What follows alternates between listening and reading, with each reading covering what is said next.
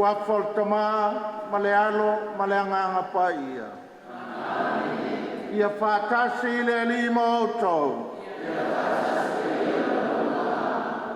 tatou mua ia mua o patia patā ma taufono tuitui le faito o le lagi lenei tae au fou a o aofaga potopoto lona nuu lona aiga o oe maau o lona tino o oe maau o le nofoaga o le agaga paia ia saula ia afio mai ma liu mai tala mai aao le loaloa ma le lasilasi o le tatou matagaluega i ona tulaga tofi afio mai lau afioga le tamapule patele siolo tevaga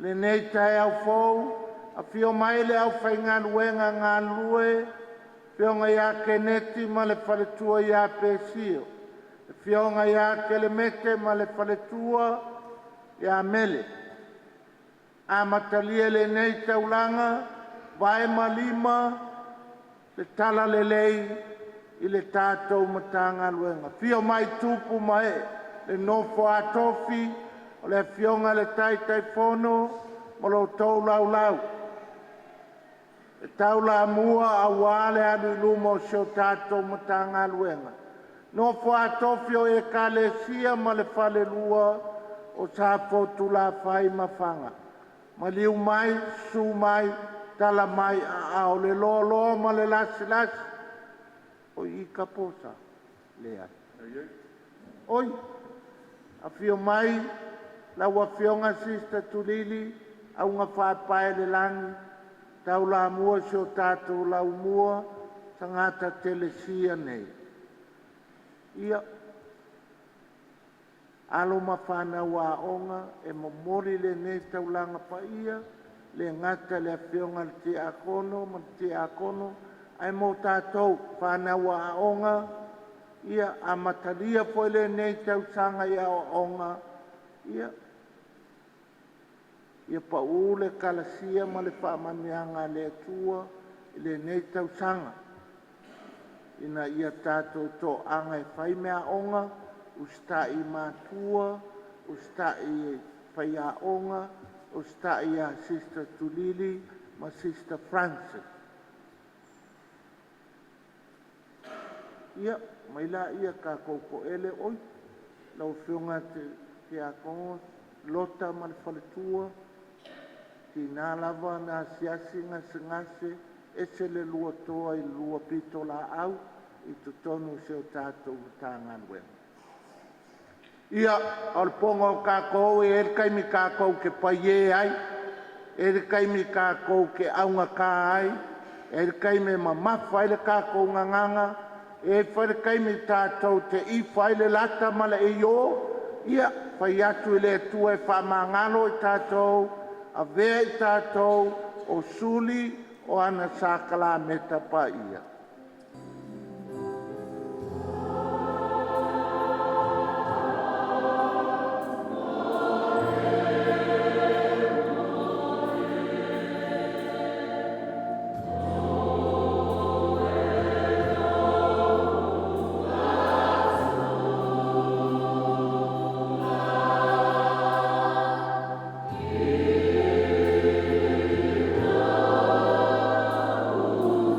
Oh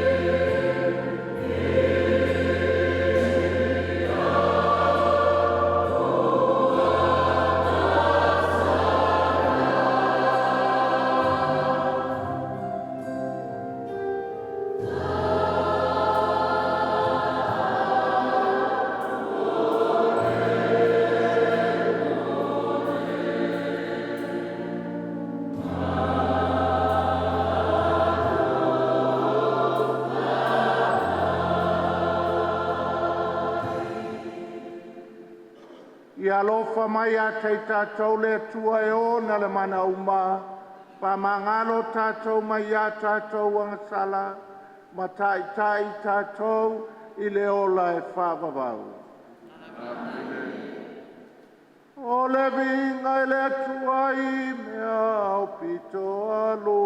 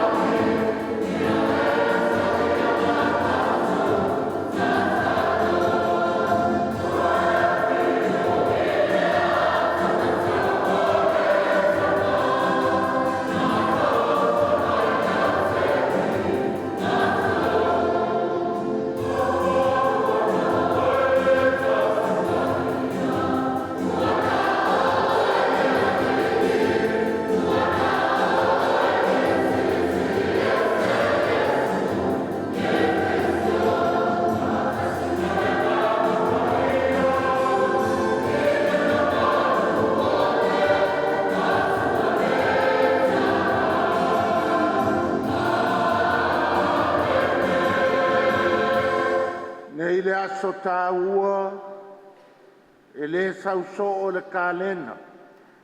Le aso nei le sulufanga, o le mōlinga o Iesu lo tātou whaola i le malu malu i Jerusalema.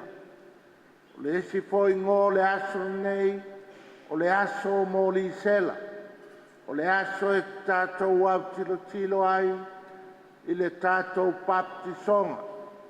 Tātou te whātālise, i le mānei o mōli sela ia, whamanatu ai, o le te aso ma le tae au, o le aso, o le momolinga, o le whaola le manu manu.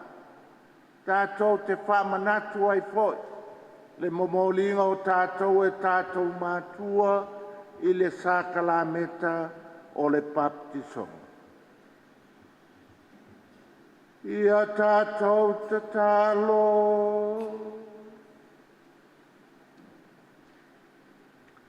Le tamai ona le malo simulama, o ke li solo walo na vea ma tangata mo i mātou. O nei na momoli ai, e ona mātua le manu manu. A vea le whāsa loto ino i mātou, mo mātou loto, ina ia mātou te patasi le malama lama o ke liso lama lea. O la mātou te talo lea, o no le mātou wali e o ke liso lo mātou whaola.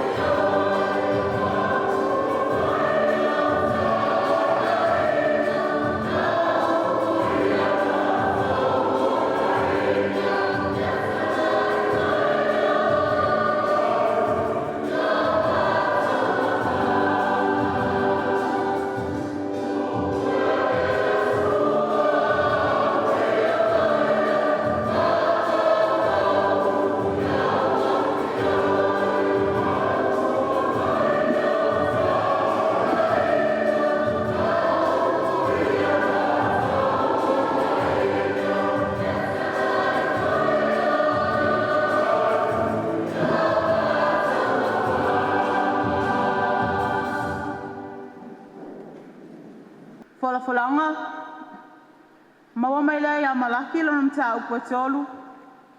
Fola fai mua fa wau le fa. O le matua e o mai lona malu le ali.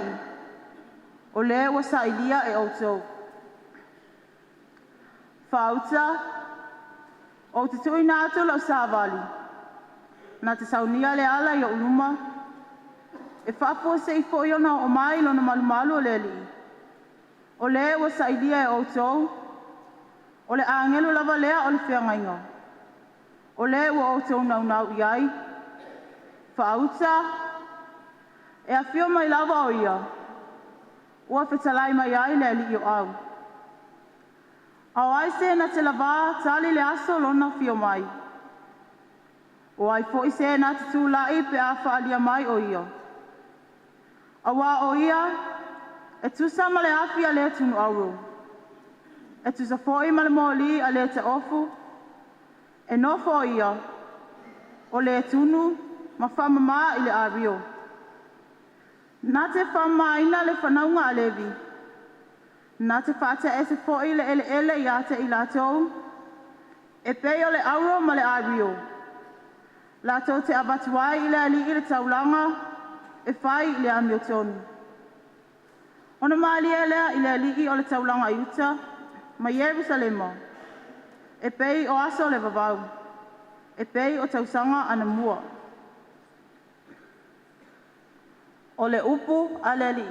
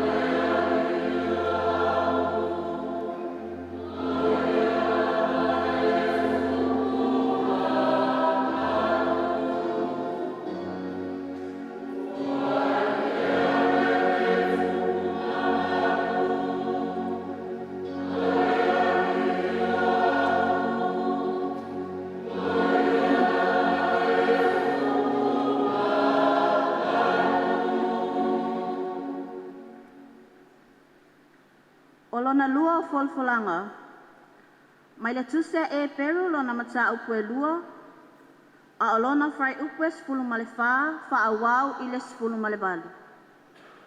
O le matua, ua tatau wai ina ia avea o ia whaapei o na uso i mea umalava. O le nei, ua iai i le whanau le tino tangata ola. Na whaapea foi o na ua iai i a te ia. Ina ia whaumatia e ia i lona maliu. O le ua iai le malo e o ti ai. O le ti a pololea. Matuu saunoa ina ai i la tau uma. O e na whaapolonga ina i o la tau o langa uma. Ona o le matau i le oti. Awa e moni, e le fesoasoani o ia i angelu. Peita i ane o le whanau a Abrahamu. O loo fesoasoani o ia i ai. O le mea lea ua tatawai. Ina ia avea o ia whaapei o na uso i mea umalava. Ina ia whaia o ia mo si taulanga sili. E alofa ma whaamaoni i mea le atua. Ina ia whaia e ia se tongiola mo angasala ale nuu. Awana tinga ina o ia, ina o whaoso soina.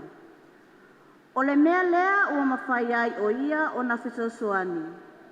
Ie ua whaoso soina. O le upu a le alii.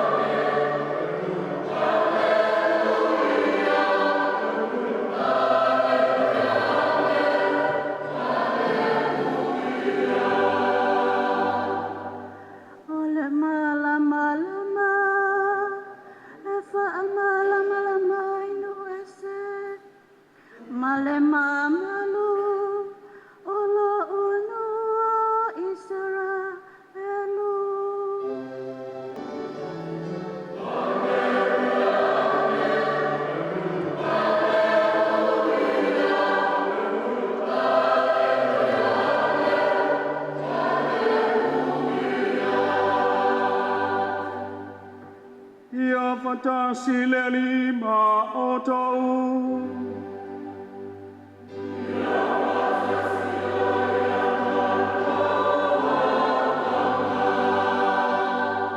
O le whalafolanga mai le milia pai a luka.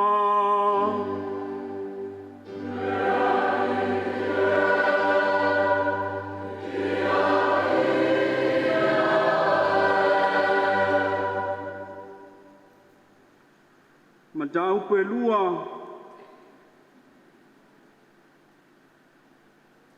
Pai upe lua sifuru male lua. A wau fas furu. Wailoe o manta le whao na tanga mai a te oe. Wailo na aso le wha mai no ia e tusa ma le tula fona mose. La mai lea ia te ia i Jerusalema tu ina antuai luma o leri. Pe ona tu sia ele tu la fono leri. Tamatane ulu mutu oma, ta awa ila tau e paia mo leri. E avantu fo ele taulanga, pe ona fai mai ai le tu la fono leri. Le unga mantangi, po ta mai lupe lua fua, whau ta foi, sa i Jerusalema le tangata ingoia se meona. O le tangata ami o tono ia, ma le ami o tua. Sa whaantani tani anto ia i le wha maa whana ino Israel. Wai lunga ia te ia le nganga pa ia. Waumo na whaali ia te ia le nganga pa ia. Nā te le loa leo ti se ia mua i loa atu le keriso o le ri. O le nganga wan wai o ia i le manu manu. Wa umai le tama o Yesu e ona mantua. Ia la whaia ia te ia whapei o na tatau le tula fono. Ona sampaia le ia i ona lima, ua vivi atu le tua ua whape atu. Le arie e te tuina atu nei lau au ia alu ma le manuia e pei o lau o fio. Wa ua iloa e o manta lau wha o tau. Ue saunia i luma inu umalama, o le malamalama e wha malamalama inu es, ma le mamalo lo nu o Israel. Wa ofo lama lon tama malon tina i mea o taua ia te i. Wha manuia atu Simeone ia te lau. Wha iatu fo ia Maria lo na tina. Wha uta. Ua tūli tamanei e pa u ai ma toi tutu ai tangata e totele o Israel. Whai foi ma whai longo tau lea ngaina. E tuia foi lo na loto i le ati i le pelu. Ne ia whaari mai manatu o tangata e totele. Sa iai foi le profeta whawhine o an. O le a whawhine o whanuelo le tua ingo a sero. Walo matua o ia. Sa lana nofo malana tane i tausanga i fitu. Talu ina o tāu pou. Wa onti lan tane. O na tausanga talu le balu a fulu ma le wha. E le yalu ese ia i le manu manu. Wa wauna ia i le atua i angapongi. Ma tāle sanga i le ao ma le pou. Le lama i tumas. Sa wa yo ia wa whaafta i atu i le atua. Tautala ia te ia i tangata umalava. E na whaatani atu le tongi ola i Jerusalem. Wa uma na whaia i la ua o mea uma sa tau tu la fono le li. Na foi atu le i Galileia i la ua ayo Nazaret. Wa tupu le tama ma ua malosi lo na lotu. Wa tumu le poto ia te ia foi le alofa o le tua. Ole tolelei oleli.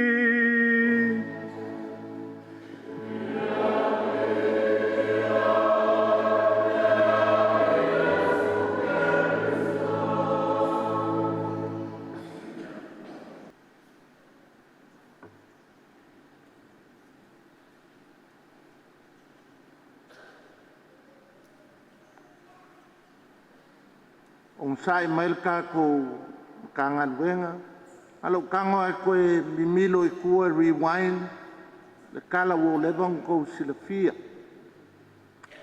o le feo inga le ko mai Israel ile amakanga wo so sola mai ai kupiko nga o Mose a kalango ile ko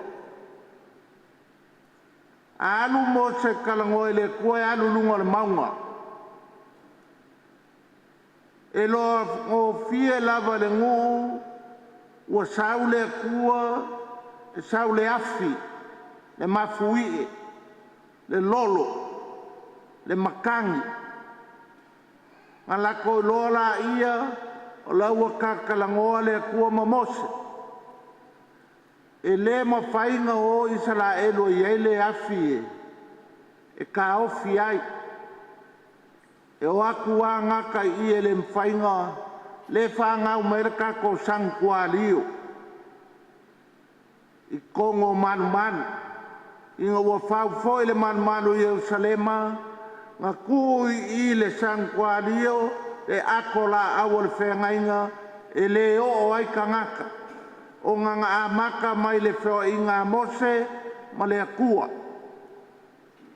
nga o Mose kalangoa i le akua ai ai le pā e ngaka ai le ka ngaka o le ngu inga ua whai le manu manu Jerusalema a mangkua Israelu huu le akola awa le whengainga i o ngā o le ainga sa le vi ma le awa skaulanga e o mai lumai i le manu manu Jerusalema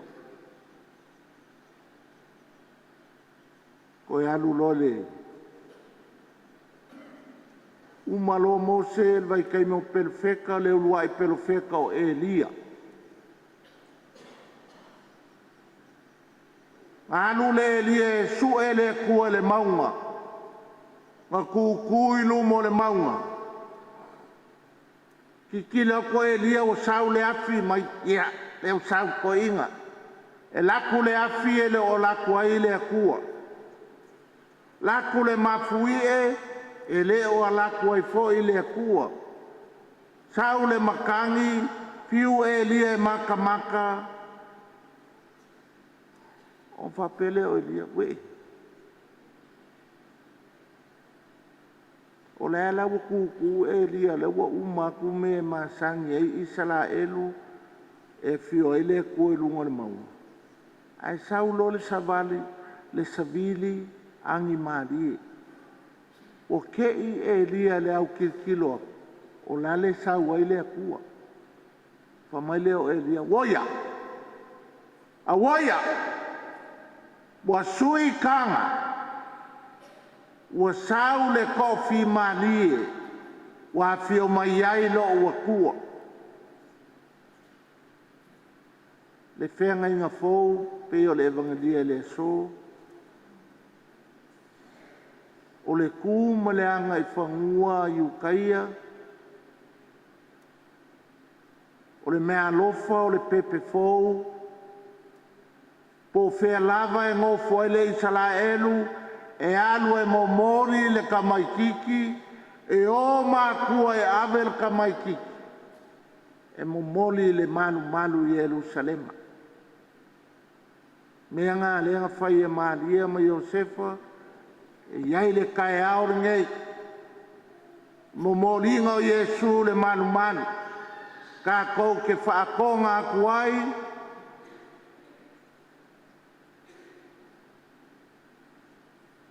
Ke wha uma mai sole, malu e whakoai momoi mai. Momoringa o Yesu le manu ka kou whaakonga aku ai. Nga mula ulu kango e whai mai wha mole sa usafo.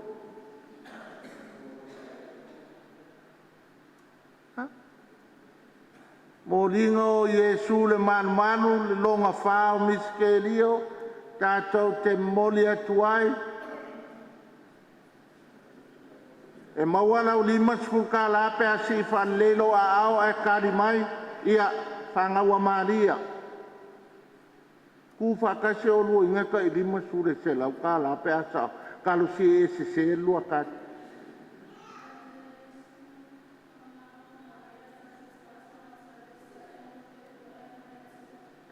Oka. Mai se pati mo ka ko kua whapinge. Tole mai mau pengo ka singa e lua lima sure.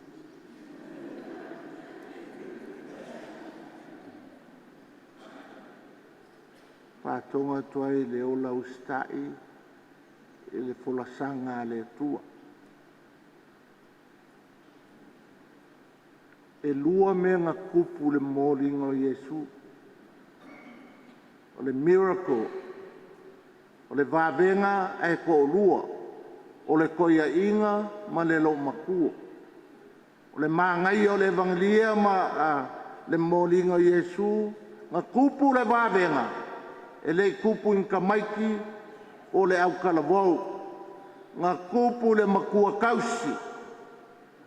Le makua ia Simeonga, ma le kinga ia anga.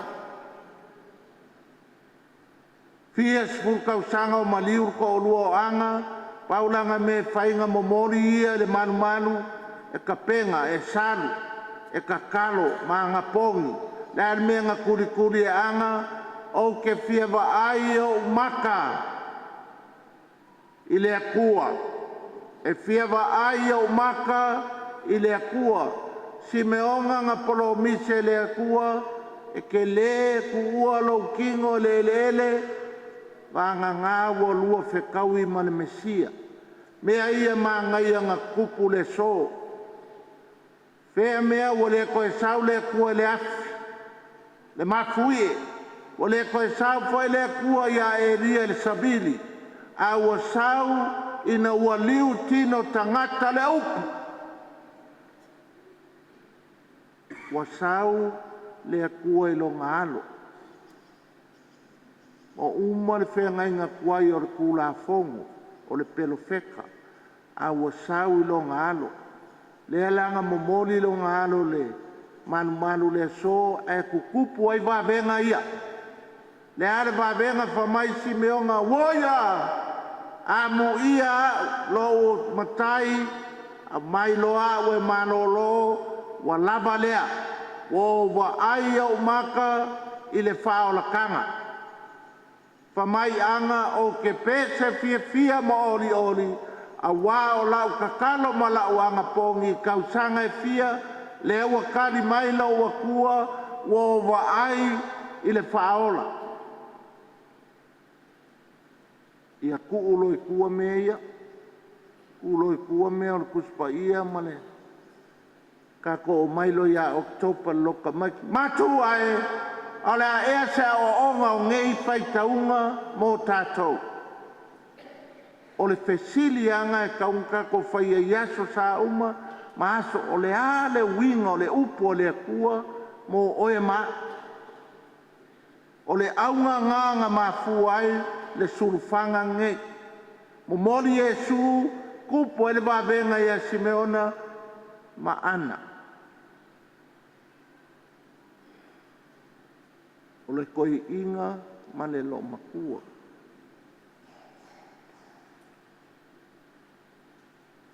Ele i lewa ngā vea o mai epi kopo. Pau ala o mai kaula wa kupu le ka kopu le anga. Wa kifa le anu le ka kopu le anga. Wa uma gone are the heydays. O le falsangai a o i a sokele saulu pasi a mākou mai popua. You know, ka ke look forward, ka ke sawi fusi sa foku la fai, a o lai kikia. Ko kikiro ngai kaimi ngai. Pisa ma ngai ai aso ia. Ia lewa o ka ko makua, o fo i langi le la ko folaunga, a o oe maau, le vai malima, te kaimi ngai, ke loa me le kupur ka kopule au. E langa vebes. E le fia wa aika kou le kua, e fia wa aika kou le pawa, le maso, le pule, o ye poko, o ye akamai, o ye sili.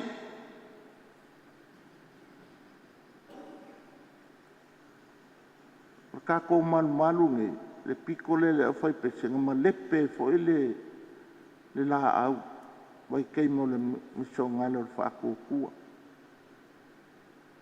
ai sea fe ese a i manga o ka ko malu fo nge ele ileva ma ka upu le pa kele marki a ko ngo fa fofonga le au lo ai sea o le pawa, o le pule, o ye sili. Menga le wakifa ya arka ko wo, o le kele o vesi e vesi ai. Ele ka kaunga vesi, ai manga o ale si e awanga i alu ilalo, mai. A lua e pepe ai foles, ai pepe ai foles.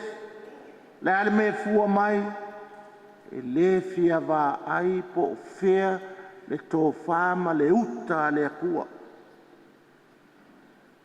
Pawa, malosi, pule. O le mele wa kifa o ke lau whakunga o kako makanga luenga everywhere. E si iaku au loku e le manga o lako kofi, le manga o lako pakele. Si iaku le ki akongo ma le pakele wa vevesi. Si aku le sosoangi marki a kongo wa bebes. A o la ka mai ofisala ia. E ke le ofisa i taun posko, ma le taun posko le ka winki es ka mai ofisal ka pule angala ke. O le kele o le mela eva. O le fe ese a inga. A le kari e le ai se fiaru ilalo. E sue le kofa ma le uka le kua. Ale su e po e poko, o e malos, o e pawa. O le mea la ngā ia aua uia kulou lawal pa ia ma le malo kako ma, me ngā le ua fumfa e kako pulea. Wa vai e le kako o, wa lele o kele upu i manu, ai titi upu i mala. Lo nu ue fanga, ma sa fotu la fai. E la la fanga o le lua ma le ko lima sa la koa ma lo ma le koa o lua i kula fale ma upu ya ke o e sa foku la fai. O mai e koe whau le kako o langa o kusinga i au whaalu penga o whanga la ua ngalo le whasipepa i o. Sorry whanga. Nei ele ko wha makanga ka mākua le. Ia anga ma le sale muri anga. Ea, ngai kau maua me ale me nei ei. O mai. E ma whai ma kākou whaia. Pea kākou fia wā ai i fōlinga o le akua. Kākou ke ma whaia o ngā koe li liu le vai o singa. Koe fō i sa foku la whai. Le sa foku la whai. Na mi mika ai kākou i whaasale le anga i aso ia. Mai sale longa i pōpua. O ka loka fia ai whai loku ki kele. Ka ke sawa ka su e kenge iwa e tūmu. Le karikong e api o le api le an whapea. O ka le maanga i o ngā aso o ka le kiki. Yo isi aso koe o ai le se mea ngā maua. Ale an me fia ai o ka le maanga i o saungi ngā loku i ngei. E ma whai o ngā kākou koe whaanu kua. Le ola fia le sangi fia lelo le mangu sa moe uku fia. Ka ke fia anu pe a whai mea ke kele ale puleanga. Mea ke kele ale makanga nuenga. Ie mo i ai vai kōlu. A moa o ngā kongu, ma le au fia sisifi lai o e sale longa, e mwhai anga kākou. Koe li liu le vai o singa. Whai mea fia, ke ongan mea le waku. O kākou le whaalo le au mākua, o le vāvenga le ngā kupua ngei. Ma kupu le koi inga ma le lo makua, le kakalo ma le anga pongi, ma le karikongo simionga, e soifua lo ua kua o ke leo, panga ngāwa o wa ai le whaola. A le ngā kupu le whaikaungange. E ku kupu fo i wāwenga i lau soifua, pe a kako fia wā ai i a Yesu. Ave ese le nganga le o au ke pawa, o au ke mawalunga, o au ke poko. Ngale kasi ala kaka e pawa ngā o le kua, kasi kaka e poko ngā o le kua. Le fiu kaka we whaasao me se. Pa mai le kala isi au loku mai. Lau whionga le pipo. O mei e kaunga whaasao. A le whaasao, a ngaua ma lepe le mea kou whaasao. Lai ama se so kaka o lala mai le manu nge e sao. Ngā ko inga le lunga e sao. O ka kou ngā le fia pai ai ai le o iai. Nu o le tuol nei tai au, o mai e koe whauru ka ko pule anga. I leo le kai le aso le ngei. O ke liso le tātou malama lea. Lea tukoe.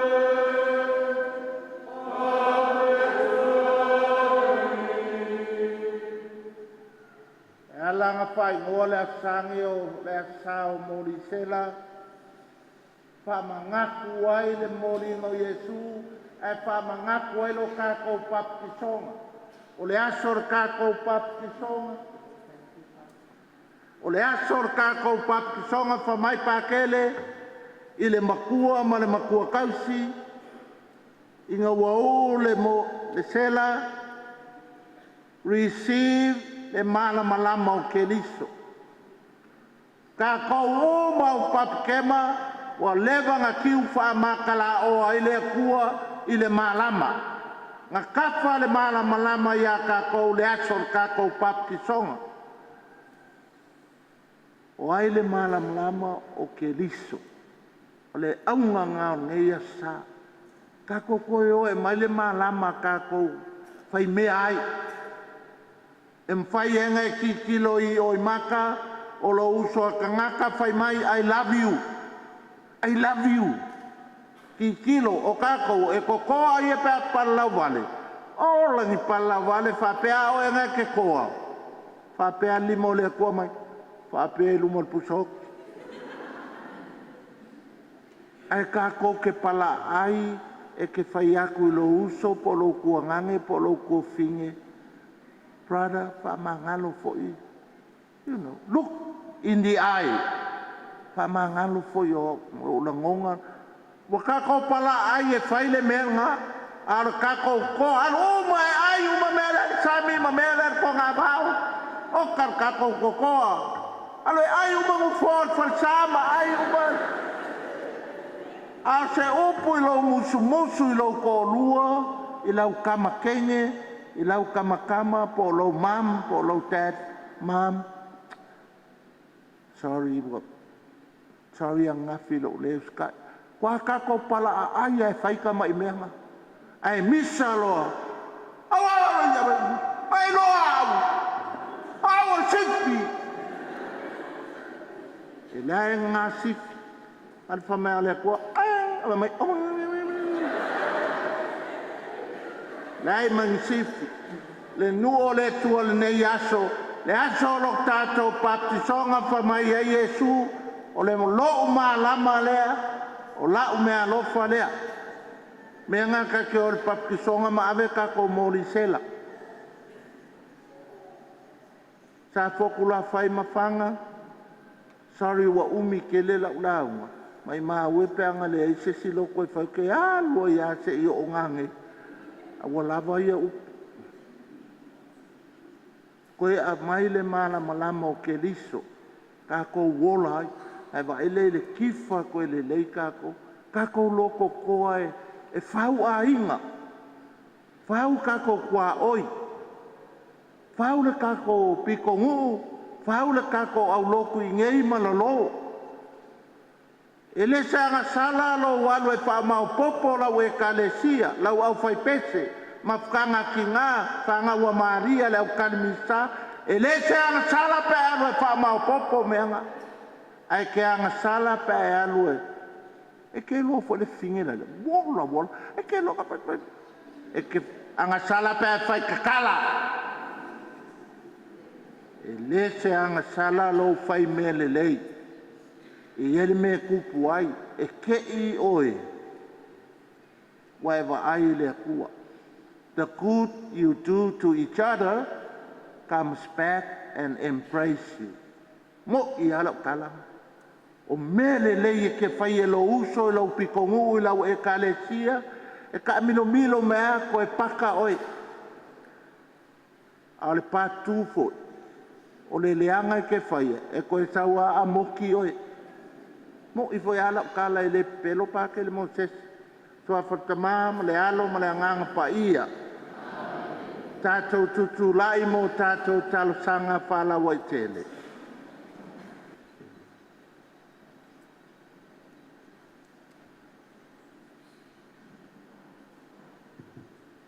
Tato talo mo le tama pa ia.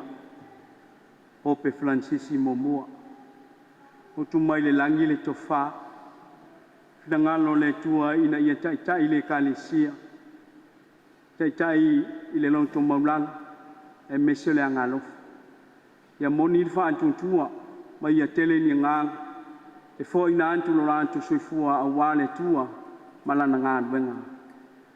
Ole chantu wolenga lea ileri I. Talo mo e po malama le lolangi. Te maasi o chantu puleang. Le tua insa le au no fovoto e mesio lanto wo fo inantu soifua nga lue a wale tua malana nga wenga ole tantu ole ngalea ileri I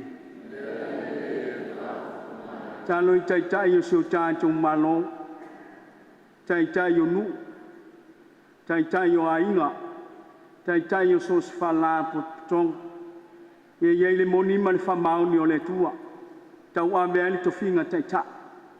Ne ia maua le loto maulang, le anga malu, ma le loto alofa.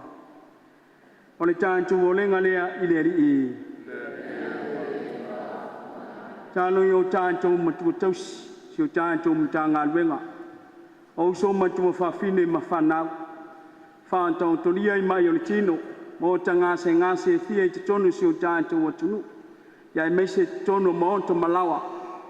Pa iane pa ifo le nganga o le tua. Nei ia toi whafosia lo lanto manosi a wā ngā luenga tausi. Ma ngā luenga whai a wā le tua malon whiringalo. O le tātou o lenga lea i le ri. Le upu fola le ni tai au o tō mtawina ai le tātou mtanga luenga. Saunoanga mātanga o fie a wā ta māo tātou puleanga. A vea o se whatu e pau se le. Ia nganea i whina ngalo. Ma ia ola whantātupu i loto. Ina ia mawaa ma mausali le talitonu ma le whantutua. A wāle ngā rue fantas. Au auna fantas. A wā se manuia an wā. O le tātou o lenga lea i le ri. Fatasi o tātou momonga ma le whautua le tinao Iesu, tinao le Ekalesia. Se o lopa Maria, Tumoi kasia, o ia te oe le ri. O manuia o fine uma, manuia o Iesu le fōra wa. Maria pa iai le tinao le tua, le tānsa ma tauta ngā tāna sama. Iona pone le tuaso le mātou. Amen. o tātou o lenga o malawa, o no keliso, lo tātou wali. Amen.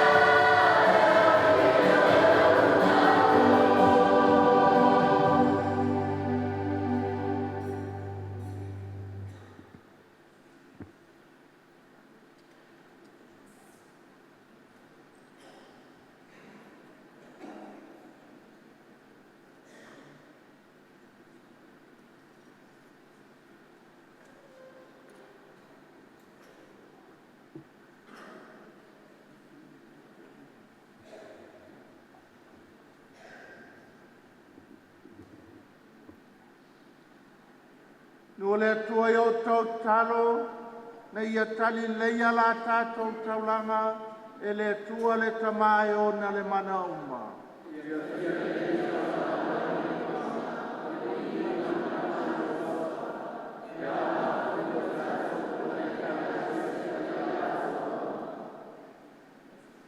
Le ali e talia me alopo mori atu e lau e kale sia ma le pia pia. Ona le pati nonga lo pitangano lo walo, na moria o i e pia pia. A vea lava le tamai mamoe, e le aiso na ila, mo le ola le lalo langi atua. O le mātou o le ngale ona o keliso, lo mātou ali i.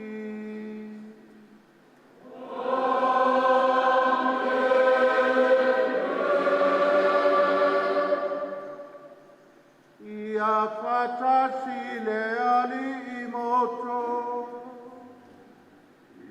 Ia fatasi le ali i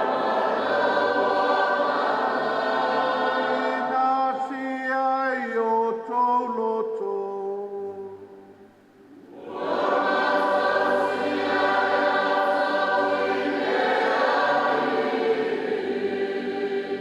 Ia tātou whaftai, le alilo tātou atua.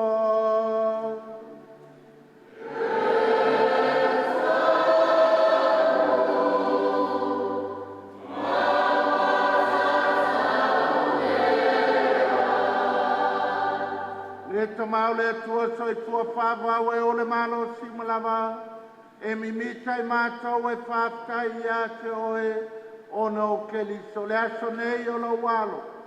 A wai le mamanu e whavavau, o moli le manu manu, whani e le anganga pa ia, o ia o le mamanu o Israelu, ma le mala malama o nu uma. Mapuanga ia mātou whatasi mangelo, ale kangelo, au pa ia uma i le langi, au lātou suina la lātou pese whai tumau, o lo vina.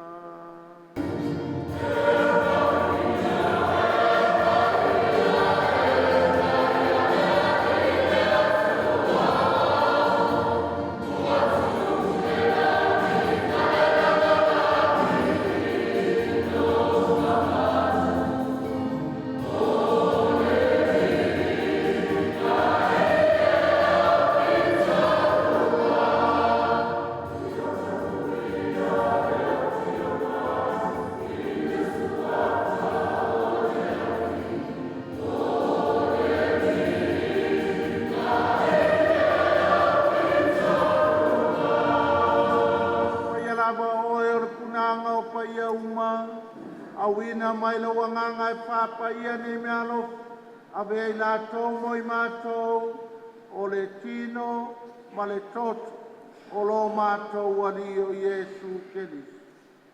Au leitu i nātu ia leo tina ia talielo na lava marie na tango ia le ave tō mā vati a tō ele pākitai. Tofi e ia le ave tō mā vatu lo na soo ma le pape atu. Ina aftango fia iai o tau malava ma ai iai o lo tino le nei e poi nat mo o tau.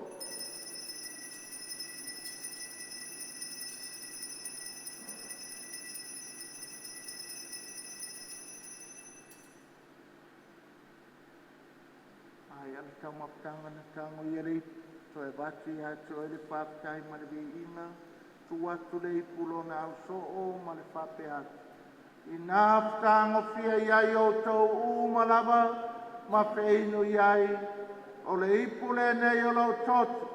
Toto le peanga inga fau ma le whababau o le awha malingina mo o tau matangata uma o le whamangano ina o ansala. I o tau paia le nei tauninga ma whamanatu ia tea.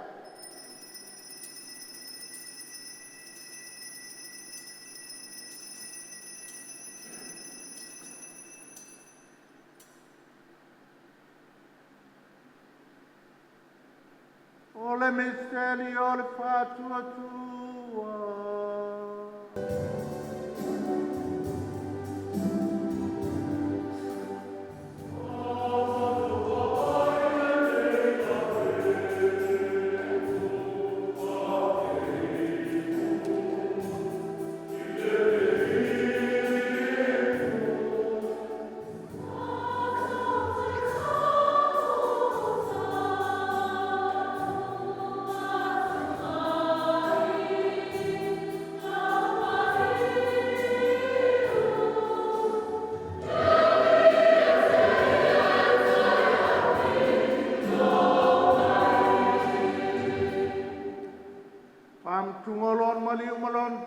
mātou te moli ato e le tamae, le nei areto le ola, ma le nei I po le paola tanga, mātou te whafta I ati ato e, walo I e mātou e tutu I o luma, mau au nei ato e, pe so ari mai a mātou uma, o ewa mau tupanga le tino ma le toto ke riso, ina ia pata stasia I mātou, I le mafutanga e trasi, ale anganga pa ia.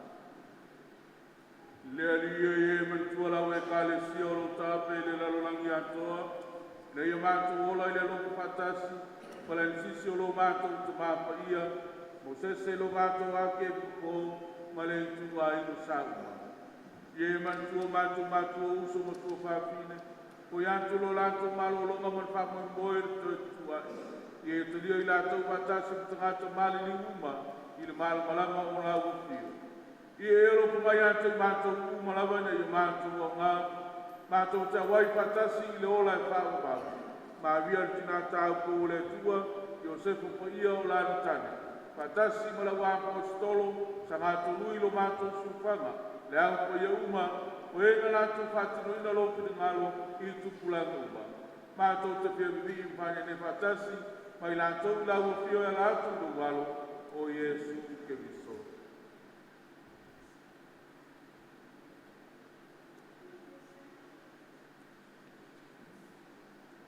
Te tamama mana e, ona ia whātasi mai ana ia te ia, I le mafutanga maleanga ngā pa ia, o le vinga manu ato wai lawa fio, I le whāmamau, whaavavau lava.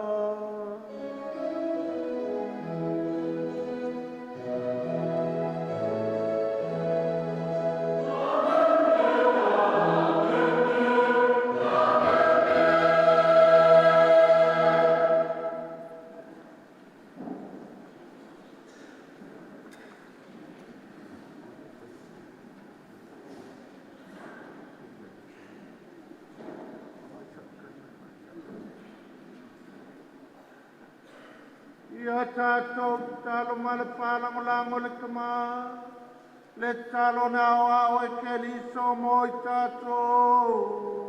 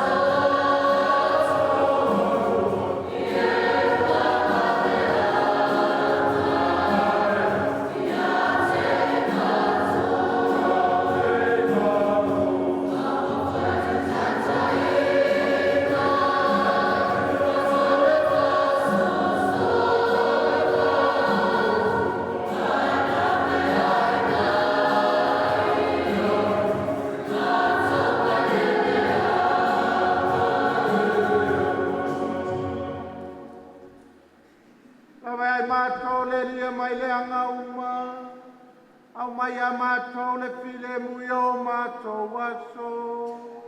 I loa lofa muti muti vale. Pasau mātou mai ang sala. Ma pui pui mātou mai atu nganunga uma. Au mātou whātalitali ma le whā moe moe whiwhia. Le pio mai o le mātou whaola. O Yesu ke liso.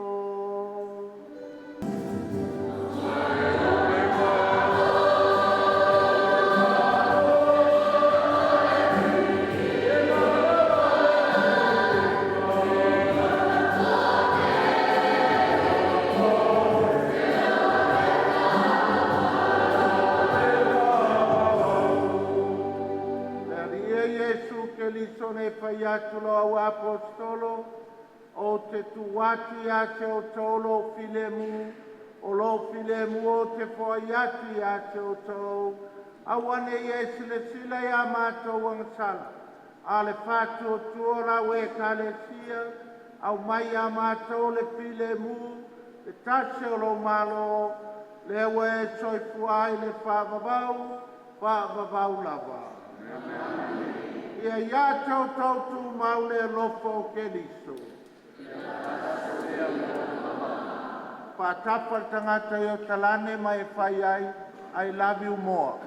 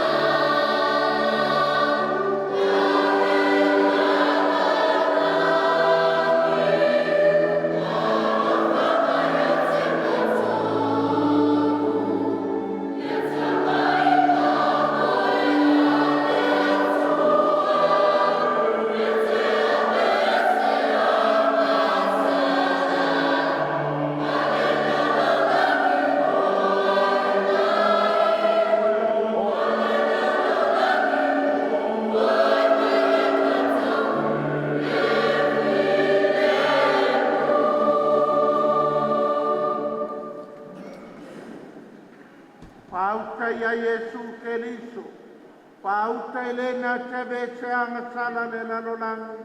Amu ia o e ma walaunia i le nei tali suanga.